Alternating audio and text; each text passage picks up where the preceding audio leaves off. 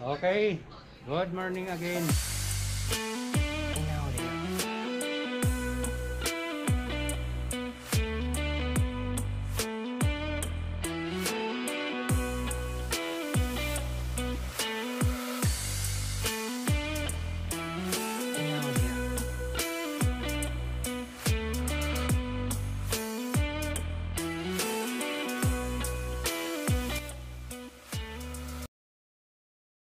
Okay, good afternoon. Magandang araw sa lahat. Napunta tayo ngayon ng Honda Big Bike sa may Makati. Papacheck ko lang tong EDB. Papaturo lang ako lahat ng ano para wala magiging problema. Kasi second hand, so hindi ko alam kung ano ba talaga yung function ng bike. So kailangan ko na yung ng demo, actual demo. Pala malaki din yung ano niya. Hindi ko lang alam kung kasi ang full face helmet. Yan, naka dual clutch transmission. Sarap gamitin sa ano. Try ko na ng 2 beses. Banda rin natin. Bosch. Yan, XADV. Colored TFT. Naka standard. Balik siya sa standard. Pwede mong gawing manual. Yan o. Pag pinindot mo to, naka-unlock na. Manual. Mamaya. Yan yung ano maganda sa akin. Ganda. Sa paningin ko maganda yan. Isa sa nagustuhan ko rito sa EDV. Yung look niya. Yung fork niya parang sa pang trail bike talaga. Hazard. Ito kasama sa ano yan habang umaandar. Naka-permis lang yan. Steady siya. So tara. Sa sunod ko na lang ulit yung i-vlog yung ano features ng bike. Mamadali tayo at hapon na. Naka-neutral siya. Ito yung neutral drive. Yan. Tapos pwede natin gawing mode drive. Pwede natin gawin dito manual at saka pindutan. Yan, M. Pwede ring drive lang. So ngayon city naman tayo, drive lang. No need to apply the manual para feel mo talaga yung scooter nya. Smooth na smooth yung ano nya, shifting sa automatic. So kailangan ng mga katanungan sa expert na mechanic para alam mo i-operate yung ano at wala kang magiging mali. Baka karoon pa ng sira sa engine or sa electronics kapag mali yung mga napipindot dito. Kasi sabi nung owner, naka-drive pwede daw gamiting manual. May nakalagay kasi rito automatic manual. Kaya yun ang i-clarify ko pa na isa. Automatic yan oh. So, ano ka lang talaga. Kung may cross control to, ayos na ayos, swabe na to. Sobra pa. Smooth na yung ride mo ngayon. Pag may cross control, mas smooth pa. Wala ka ng clutch eh. Walang init. Ito talaga ano, kung hindi ka naman naghahanap ng performance power na sobra, kasi ito tumatakbo rin naman ng normal na 160. Matulin na rin yun eh. Kung pang touring or adventure mo, Philippine loop, swabing swabe na to. Yan. Kaya rin ito mag-balance ng mabagal oh.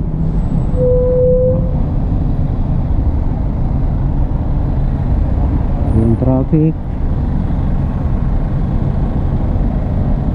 Yan, hindi tayo makakasingit, sobrang sikip. Pero yan, naisingit natin dito. Ayan, oh.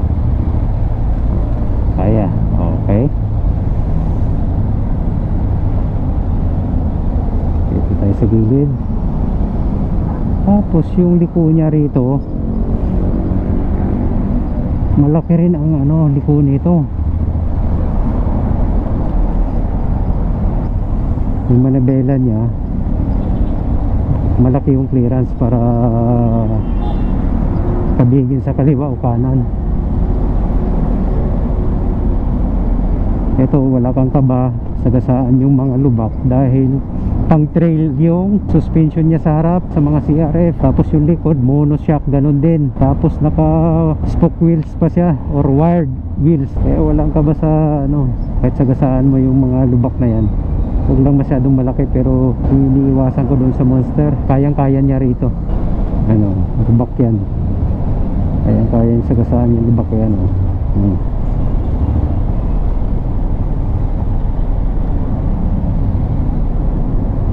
Yan. Suwabe. Lambot ng shock. Ganda talaga ng Honda sa monoshock noon pa man. Yung mga CRF dati pa, basta pang trail bike. Ang lambot ng shock sa likod. Kahit wala adjustment, napakaganda. Ganda sa traffic, pang filter. Suwabe talaga ang ano, grabe. Smooth ng suspension. Hindi adjustable pero ang ganda ng pagka set up ng suspension dito.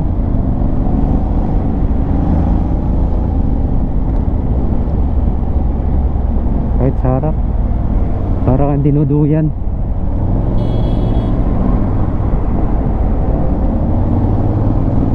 Liliko dito.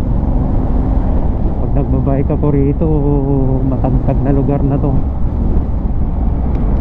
Ganda. Oo, hindi mo ramdam yung lubak. Ganda sa ano. Woo! Ayos bike na to. Ganda sa traffic. Kahit ang lapad niya,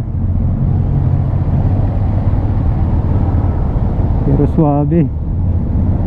Ay shit. Yun na oh, tingnan mo.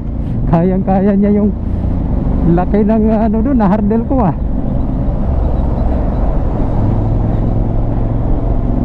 Kung hindi ako naka ganito, nako, yari yung PCX ko or yung Monster ko. Sarap magmotor.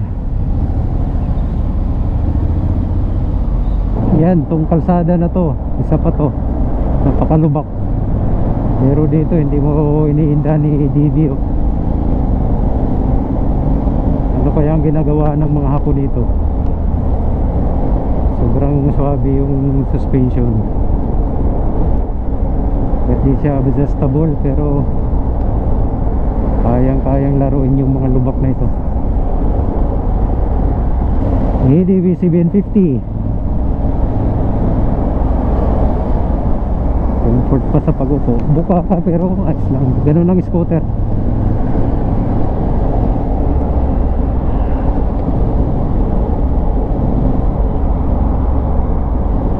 Try natin dito ulit paano siya sumingit. Yan o, kung ano yung nagagawa nung PCX ko, kaya rin dito. Yung pagkakaiba lang ano, matangkad siya. Sa 5'8" na height ko, hindi nakakalapat yung paa ko. Ayan o, kaya niyang magano, singit sa ganito. Ayan, pwede ako sumingit sa ganyan. Doon sa PCX ko, pag ma-traffic talagang sumisingit ako sa ganyan. Pero pag ganito, siguro sobrang sikip. Hindi ko pa na-try. Kanina trinay lang natin dahil para makita lang natin yung, kita nyo lang yung capability ng bike, kung kaya rin ba sumingit sa ganong kasikip.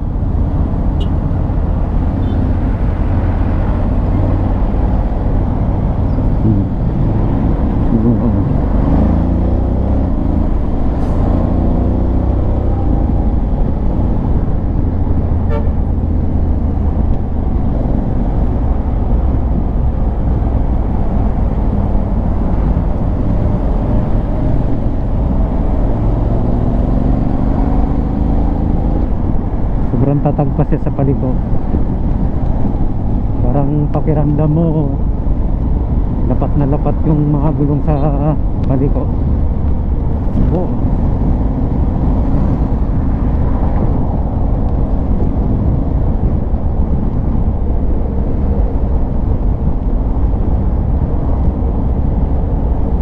Ayos na rin siya kasi lakas talaga doon sa Ducati. Kasi maraming Ducati na rin ako nasubukan, pati Multi 950. Kasi yung mga yun may clutch, makukontrol mo talaga yung power ng bike. Ito kasi depende lang sa kanya sa scooter. Wala naman talaga yung scooter na sobrang tulin. Kikita ko sa mga review, Aprilia yata pinakamatulin na scooter. Yan, balik natin sa standard. Yan, neutral. Yan. Katuwa rin mag nagmomotor ka dahil nakakausap mo yung kapwa mo riders. Tinatanong nila kung ilang cc, tinatanong nila kung magkano yung price, maganda ba, top speed, Okay, and pag sa mahilig sa motor, sa mga ano, namamangha sila, ganun din naman ako, tinatanong ko rin yan pag nakakita rin ako ng mga ibang motor, ibang big bike. Kanina yun, hinimas pa nga yung harapan, sabi ganda, na-appreciate. So maraming salamat naman at binigyan ako ni Lord ng pagkakataon para makuha ko yung mga motor na gusto ko, mga gamit na gusto ko. Kailangan lang natin maging masipag at mapagdasal at mapagpasalamat sa taas sa lahat ng mga biyayang ating nakakamit sa araw-araw. Minsan pagsubok, patuloy pa rin tayo magpasalamat at magdasal. Kung may oras tayo, pwede tayo mag-serve sa ating mga simbahan, kasi para kumbaga sa pagkain, balance yung diet mo. Papaturo lang ako.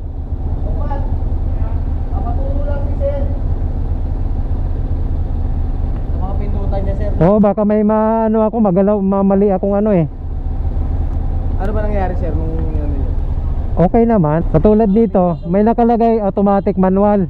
Oo. Okay na, nabenta na. Ha? Sabi may binibentahan. Oo nga, ito na, nabenta. Nabenta na sa'yo? Oo. Akala ko dito magtitingin na ng motor. Hindi. Sabi dito sa taas eh. Hindi. Ayun. Eh, hindi naman pumapayag yung may-ari na idalhin ko kapag hindi pa kinuha. Nabenta na. Okay na pa. Oo. Chill na kayo. So ngayon, ito kasi sabi niya, pag naka-drive. So pag naka-drive, di ba gas ka lang ng gas? Sabi niya, pwede mo kahit naka-drive, pwede mong gamitan ito. Hindi. Ha? Dapat naka-manual ka. Pero gumagana siya. Pag naka-manual, Hindi, pagka naka-drive, gumagana naman. gumagana kahit gumaganito ka. Oo, gumagana pag gusto kong ano. Hindi, automatic siya nagsisip eh. Gusto ko, halimbawa naka-high rib ako.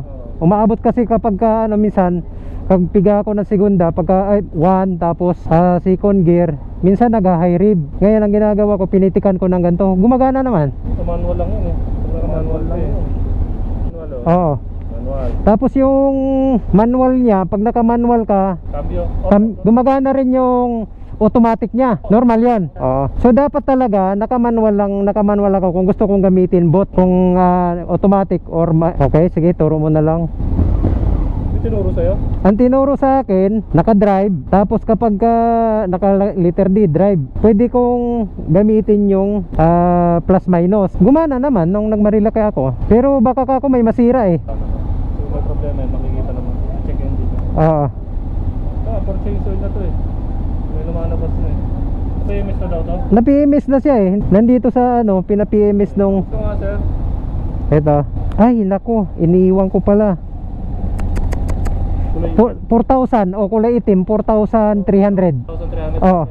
Oo, second. Kasi may lumalabas eh, yung dilaw dito. Yan, isa pa yan, tinatanong ko, bakit hindi, sabi niya, or natural lang yan, pwede mo namang i-disable yan, yung ganyan. Sabi niya, Ito yun, sa oil change yun. sabi niya, sir, i-disable mo lang. Na ano sa 4,000. Oo, nandoon sa itim na ano, warranty ba yon? 4,300 nakalagay, exactly. Tapos, natural lang ba yan? Minsan ayaw niya, naka-high rib, ayaw niyang mag-change kaagad. Minsan baba mo pa, umaabot ng pula. Hina-high rev mo. Hindi, pagka ano, 'di ba dire-diretsong throttle ka lang pag naka-automatic. Minsan ayaw magpalit ng gear. Kailangan ko pa baba ng konti saka papasok yung gearing niya. Natural ba 'yon? Normal. I-initialize na lang natin sir. Sige. Oh. Gawin ako. Ah. Taga saan ka po sir? Nabalitses. Dito nga na service, dito nga na magpapaservice niyan. Hindi ko alam eh. Mayroon ba doon big bike? Ano, sa ano? Diba sa Panorth yan? May big bike doon na anuhan? Saan banda dyan para kung sakali? On the trial. Hindi, mga small bikes lang sila. May big bike doon. Yun sa Fairview? Oo. Pwede, kaya nila yon. Basta may mga big bike doon. Okay. Mindanao up. Sige, kasi ang alam ko dito lang kaya sinadya ko pa. Dito na lang. Oo. Jaya ka na lang. Oo. Tapos yung lagitik niya sa ano, normal yan? Ayan sir. Okay. Ano pa ba? Yung modes niya, ito, marunong ka nito ano. Binitinuran ako, pindot-pindot lang dyan. Oo. Ito, hindi ka pwede magbago ng mga mode. User, kung halimbawa easy i-customize ko. Customize mo, pupunta ka lang dito. Yes, okay. Yan, sa riding mode. Yan, babaguhin mo yan. power, emergency brake, Okay. engine brake, Okay. drive, traction control, ABS. Okay. Okay po. Wala namang na mo na may problema sa yung Wala naman sir. Okay na. Okay naman. Mag-check lang ako. Okay. Sige. Naglalak naman yan. Yan. Kasi may PUD ngayon si Honda. Oo. Hindi gumagana yan. Ayan, yung steering lock. Okay. Napakaganda tong bike na to. Walang problema. Okay, okay naman.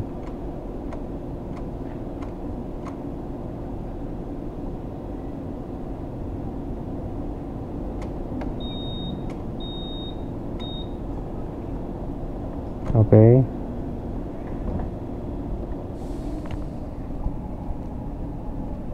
Yung fan, gumagana. Oh, gumagana yung fan. So, parking brake sir. Oo, parking brake gumagana.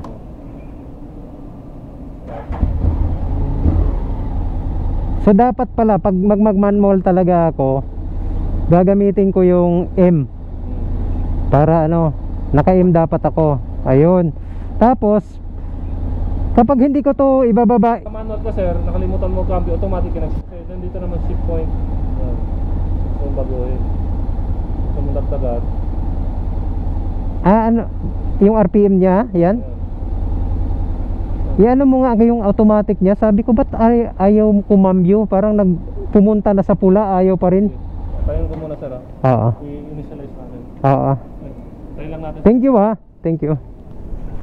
Ayun, dito tayo sa Big Bike Makati. Ang bilis ng nila din, response.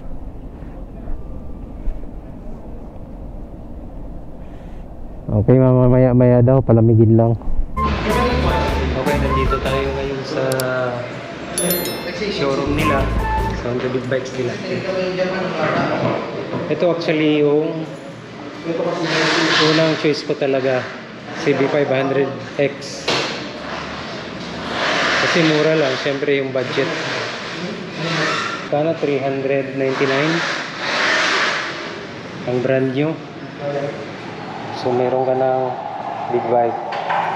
Sa review naman yan, napakaganda rin, pang off-road din. Pwede rin i-off-road kasi yung naka dual sports din siya. Ito yung Audi City. Ito yung 1,170,000. Ayan. Ito yung DCT model nila ng African Twin. Ito yung standard. Yun kanina 1,160,000. Itong standard nila 940,000.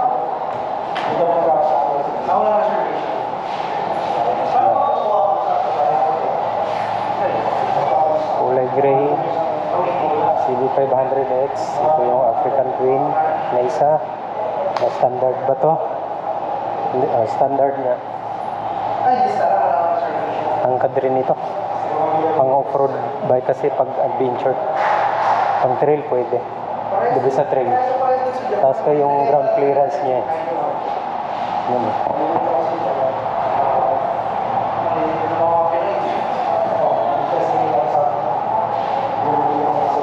Ito CB500F. Para yung tumawag ako dito last month,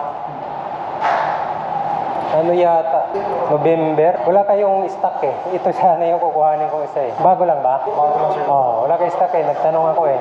Dumating yan December. Yun nga. Pag-akyat ko ngayon, may mga stock na kayo. Wala pang document. Ito yung price. Sakto sa kanya ito. Subalit namin yan. Yung problema. 399,000. Specification niya. Yung ganyan, kung sa kanya pa. Sana Ito, yan. color gray gusto mo, meron. Ayan, tama-tama pala pagpunta natin dito dahil may update sa software ng bike. Sir, kasama pala sir. Ha? Kasama sa... So, kasi tag-HPI, kitinex ko Ah. sa Philippines. Ask ko lang kung kasama sa PUD na engine number sa'yo. Sabi nga, yes, kasama sa steering lock, sa ECU software. Yun yung Good pala na napunta ako rito. Nagpa-check ako, at least ma-update na. tatlo. Oo. Ito, ECU software, tapos wire band. Okay. Basta may gagawin. Pwede ayos pala.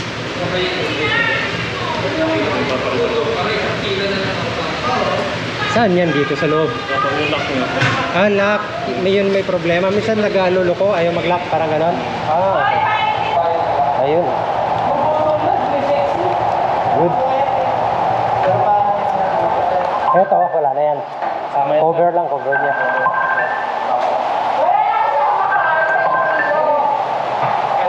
Ayun, oh. Na libre at saka update yung bike. Good. Oh. Lalagyan natin ito. Ah, para Para hindi nakababa yung wire. Angat doon. para hindi maipit. Opo. Pero wala naman naging Wala problema, po. naging dahilan. Inano mo lang. Opo. Hindi naman siya naipit. Ah, Pero ngayon gagawin natin, lalagyan pa rin natin ito. para hindi maipit. Ah, okay. Kasi mga katagalan nagkaroon ng ano, no? Electronics problem. Ayun, magso-software update tayo.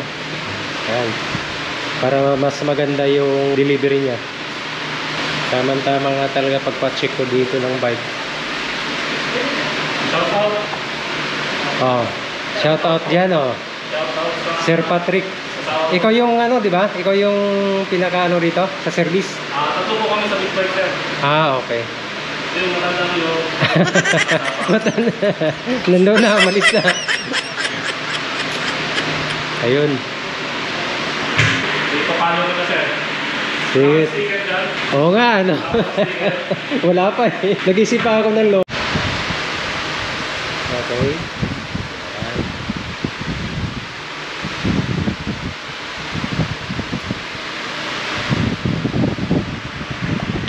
I-update natin yung DCT tapos PGMFI. Ayun. Okay? Na natin yung Goods. DCT at saka ano, mas motor yan. Saka fuel ano. Ayan, ayan. Upgrade ng ano ba, steering lock yan ano. Ayan. Good. Ayun, good na. Ayos na, napalitan na ng steering lock. Update software. So mas smoother ride tayo. Initialize ko lang sir ha. Okay. Initializing. DCT initializing. Sana abot pang battery ko. Ngayon pag successful yung DCT initializing, hindi siya isip. So ngayon gagawin mo, off mo ulit. Okay. On. Start natin. Okay. Para maging smooth naman yung pasok ng mga cambio. Mhm. So ngayon talaga, kung kailangan kong mag-manual, ilagay ko sa manual Yes talaga. po. Hindi yung naka-drive tapos bigla kong ano sa manual. Mas okay pa rin yung lagay natin sa manual. Apo, manual. Sa halimbawa ito, letter M. Ano? Oh, yan. Letter M. Okay. Tapos sir, pag naka first gear siya, huwag mong i-rev ha. Oo. Alam mo yun. Check Sige, in. oh. Ikot yung gulong, check engine siya. Okay. Hindi lang yung ABS, bibiling yan. So anong gagawin kapag ka ganun? Huwag mo nang i-rev. Mag-rev ka lang. Hindi, halimbawa, accidentally. Balik dito. Pa-reset na lang. Parisit ulit. Okay, sige Sir Pat. Thank you very much ha. Ingat po. Ayun.